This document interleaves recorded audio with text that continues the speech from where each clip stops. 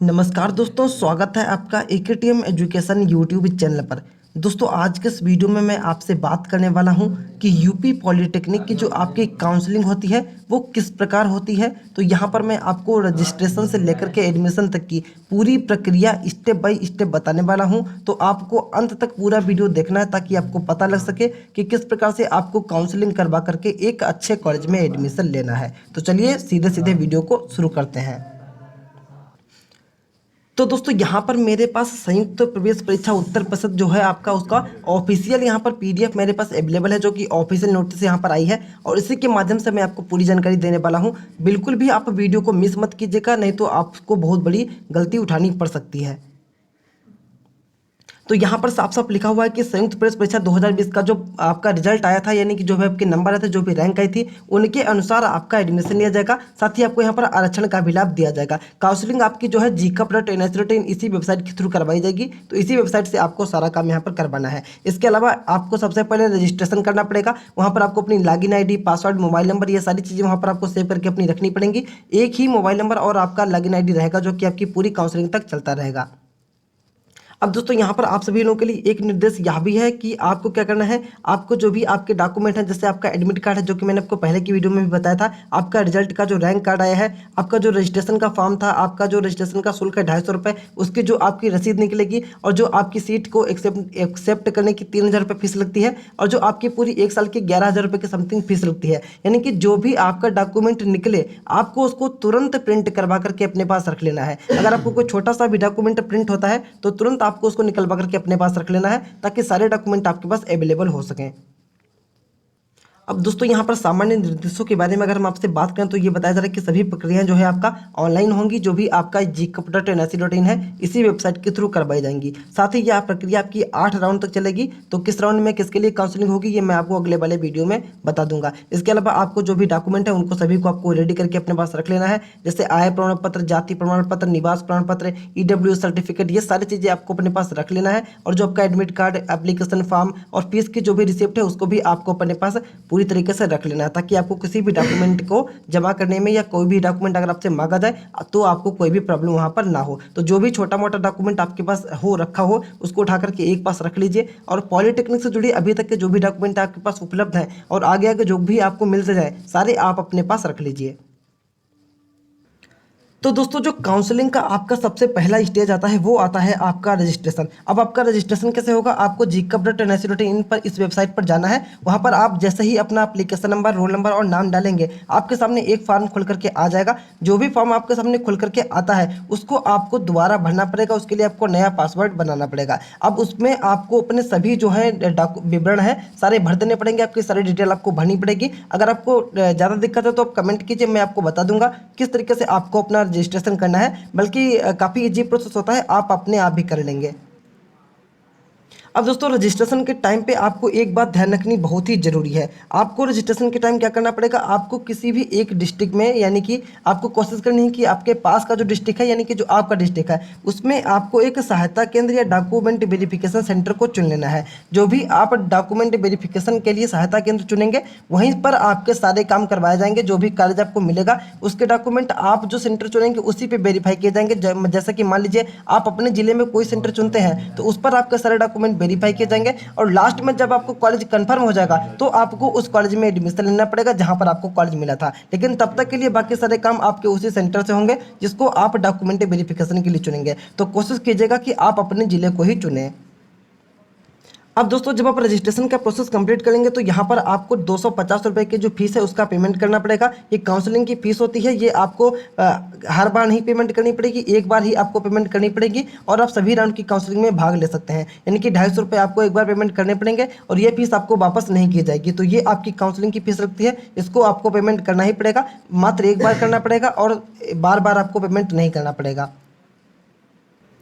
अब दोस्तों रजिस्ट्रेशन के बाद जो आपका सेकंड प्रोसेस आता है वो आता है चॉइस फिलिंग एंड लॉकिंग। जब आप रजिस्ट्रेशन कंप्लीट करने के बाद 250 रुपये का फीस का पेमेंट कर देंगे तो उसके बाद आपका जो आएगा प्रोसेस वो आएगा choice filling and locking. Choice filling and locking का यहाँ पर मतलब है कि आपको वहाँ पर अपना कॉलेज चुनना है और आपको कौन सी ब्रांच चाहिए, कौन सा कोर्स में आपको एडमिशन लेना है, ये सारी चीज़ वहाँ पर आपको चुनना पड़ेगा। जो भी कोर्स आप ऊपर की ओर लगाएंगे वो आपको पहले मिलेगा और जो कोर्स आप नीचे की ओर लगाएंगे वो आपको बाद में मिलेगा। तो इसके बारे में भी मैं आपको बता दूंगा अगर आपको कोई भी दिक्कत वहाँ पर होगी। तो बस आपको चॉइस फिलिंग एंड लॉकिंग में अपनी पसंदीदा कॉलेज को चुनना है, अपनी पसंद की ब्रांच को चुनना है या जो भी आपका पसंद का कोर्स है उसको चुन लेना है। कोशिश आपको यही करनी है कि जो आपकी पसंद का कोर्स है उसको सबसे ऊपर लगाइए और जो आपकी कम पसंद का कोर्स है उसको उसके नीचे लगाइए, क्योंकि ऊपर वाला कोर्स आपको पहले मिलेगा और नीचे वाला कोर्स आपको बाद में मिलेगा। अब दोस्तों यहाँ पर एक बात और मैं आपको बताना चाहूँगा कि पहले 3 राउंड की काउंसलिंग में आप अनलिमिटेड कॉलेज और अनलिमिटेड ब्रांच को चुन सकते हैं, लेकिन 4th और 5th राउंड में सिर्फ आप जो है 10 जो है विकल्प उनको ही चुन पाएंगे और छठे से लेकर अंतिम चरण यानी कि छठे 7वें और 8वें में आप सिर्फ एक विकल्प का ही चयन कर पाएंगे। तो शुरुआत में आपको अनलिमिटेड विकल्प मिलेंगे, फिर आपके धीरे धीरे जो विकल्प हैं वो कम होते चले जाएंगे। तो आपको कोशिश यही करनी है कि आपको शुरुआत के राउंड में ही कॉलेज मिल जाए। और दोस्तों इसके साथ ही यहाँ पर आपको चॉइस फिलिंग एंड लॉकिंग के दौरान जो भी आपने चॉइस फिल की थी उसका एक डॉक्यूमेंट निकलेगा, उसको आपको निकलवा करके रख लेना है और उसके बाद जब आपको ब्रांच अलॉट की जाएगी तो उसके बाद भी आपका एक डॉक्यूमेंट निकलेगा, तो उसको भी आपको प्रिंट करवा करके रख लेना है। अब दोस्तों जो आपका अगला स्टेप आता है वो आता है आपका सीट आवंटन यानी कि सीट अलॉटमेंट। पहले आप करेंगे रजिस्ट्रेशन करने के बाद फिर आपको करनी पड़ेगी चॉइस फिलिंग एंड लॉकिंग और चॉइस फिलिंग एंड लॉकिंग जब आप कंप्लीट कर देंगे तो उसके बाद आपका सीट आवंटन का रिजल्ट आएगा। अब दोस्तों सीट आवंटन का मतलब होता है कि आपको कौन से कॉलेज में कौन से ब्रांच को है जो अलॉट किया गया है, यानी कि आपको कौन से कॉलेज के अंदर कौन सी ब्रांच आपको मिल गई है। तो यहाँ पर आपके सामने 2 ऑप्शन आएंगे, जब आपको कोई भी ब्रांच मिल जाएगी तो वहाँ पर आपको 2 ऑप्शन देखने को मिलेंगे। पहला ऑप्शन आपका होता है फ्रीज करने का और दूसरा ऑप्शन आपका होता है फ्लोट करने का। फ्रीज का मतलब होता है कि आपने वो ब्रांच चुन ली है, यानी कि जो भी आपको ब्रांच मिली है आप उसी ब्रांच में एडमिशन लेना चाहते हैं। लेकिन फ्लोट का मतलब होता है कि जो ब्रांच आपको मिली है आप उसमें एडमिशन नहीं लेना चाहते हैं, बल्कि आप नेक्स्ट राउंड की काउंसलिंग में भाग लेना चाहते हैं। तो अगर आपको जो ब्रांच मिली है पहले राउंड की काउंसलिंग में या दूसरे राउंड की काउंसलिंग में, तो अगर आप उसी में एडमिशन लेना चाहते हैं तो आपको यहाँ पर फ्रीज करना पड़ेगा, तो आपको वही ब्रांच में एडमिशन मिल जाएगा, कंफर्म हो जाएगा। लेकिन आपको अगर नेक्स्ट राउंड की काउंसलिंग में पार्टिसिपेट करना है, आप अपनी ब्रांच से संतुष्ट नहीं है, तो आपको फ्लोट कर देना है, आप अगले राउंड की काउंसलिंग में चले जाएंगे और उसके बाद आपको कोई ना कोई दूसरी ब्रांच मिल जाएगी। तो इससे रिलेटेड भी मैं आपको वीडियो बना करके बता दूंगा। अब दोस्तों मैं यहाँ पर आपको बताना चाहूँगा कि सीट को एक्सेप्ट करने के लिए आपको 3,000 रुपये की जो है फीस उसका पेमेंट करना पड़ता है, जिसको हम सीट एक्सेप्टेंस फ़ी के नाम से जानते हैं। यानी कि 3,000 रुपये तो आपका सीट को एक्सेप्ट करने का फीस लगेगा कि मुझको ये सीट पसंद है, ठीक है। 250 रुपये आपके काउंसलिंग का फीस लगता है, ये आपको वापस नहीं मिलता है। लेकिन जो 3,000 रुपये का आपका सीट को एक्सेप्ट करने का फीस लगेगा ये आपका लगेगा, लेकिन अगर आप सीट को ले लेते हैं तो ये आपकी फीस में ही ऐड कर दिया जाएगा। यानी कि जो 3,000 रुपये आपका लगेगा ये आपकी फीस में ही ऐड कर दिया जाएगा अगर आप कॉलेज में एडमिशन लेते हैं। बस ये आपको सीट को कंफर्म करने के लिए रुपए लिया जाता है, ये आपके एडमिशन में ही जोड़ दिया जाएगा। अब दोस्तों मान लीजिए कि अगर आपको कोई सीट यहाँ पर मिल गई है और आपने उस सीट को फ्रीज करवा दिया, मैंने मान लीजिए कि पहले या सेकेंड राउंड में ही आपको कोई सीट मिल गई है और आपको वो सीट पसंद आ गई है, आपने उसको फ्रीज करवा दिया, तो ऐसे में अब आपको क्या करना पड़ेगा, आपने रजिस्ट्रेशन के टाइम पे जो आपने डॉक्यूमेंट वेरिफिकेशन के लिए सेंटर चुना था अपने डिस्ट्रिक्ट में या किसी पड़ोस के डिस्ट्रिक्ट में, तो अब आपको वहाँ पर जाना पड़ेगा अपने सभी डॉक्यूमेंट्स को लेकर के, जिनके बारे में मैंने पहले आपको बताया है और इस वीडियो की शुरुआत में भी मैंने आपको बताया था। तो सभी डॉक्यूमेंट आपको अपने सेंटर पर लेकर के जाने पड़ेंगे जहाँ पर आपके डॉक्यूमेंट्स का वेरिफिकेशन होगा। और जब आपका डॉक्यूमेंट का वेरिफिकेशन हो जाएगा, सारे डॉक्यूमेंट आपके सही पाए जाएंगे, तो आपको बची हुई फीस वहाँ पर आकर के वापस लॉगिन करके gcup.nic.in पर अपने रोल नंबर और पासवर्ड से फिर से पेमेंट करनी पड़ेगी। तो एक बार फिर से समझ लीजिए, 250 रुपये आपका रजिस्ट्रेशन का फीस लगेगा, 3,000 रुपये आपका फीस वो लगेगा जब आप सीट को एक्सेप्ट करेंगे, और जब आप सीट को फ्रीज करवा देंगे यानी कि लॉक करवा देंगे तो आपकी बची हुई फीस लगेगी जो कि आपकी लगभग 7,500 रुपये के समथिंग आपकी लगभग रहेगी। तो इतनी बार आपकी फीस लगती है, जिसमें से 250 रुपये तो आपकी कन्फर्म है कटेगी ही कटेगी, और 3,000 रुपये और ये 7,500 रुपये तभी आपकी ली जाएगी जब आप एडमिशन को कन्फर्म कर लेंगे। अब दोस्तों यहाँ पर एक बात और है, डॉक्यूमेंट वेरिफिकेशन करवाने के लिए जो 1 नंबर से लेकर के 5 नंबर तक का आपका राउंड रहेगा, इसका जो आपका डॉक्यूमेंट का वेरिफिकेशन होगा ये आपके सेलेक्ट किए गए सेंटर पर किया जाएगा, यानी कि जो सेंटर आपने चूज किया था। लेकिन आपके जो इसके बाद के राउंड हैं जो कि 6 से 8 तक के हैं, इसमें अगर आपको सीट मिलती है तो आपको उसी कॉलेज में जाकर के डॉक्यूमेंट वेरिफिकेशन करवाना पड़ेगा जो कॉलेज आपको मिला है। फिर आपने जो सिलेक्ट किया था सेंटर, वहाँ पे आपका डॉक्यूमेंट वेरिफिकेशन नहीं होगा। ये सारी बातें इस पीडीएफ में लिखी हैं, इसका लिंक आपको डिस्क्रिप्शन बॉक्स में मिल जाएगा। साथ ही gcub.nic.in पर भी ये आपको लिंक जो है पीडीएफ का मिल जाएगा।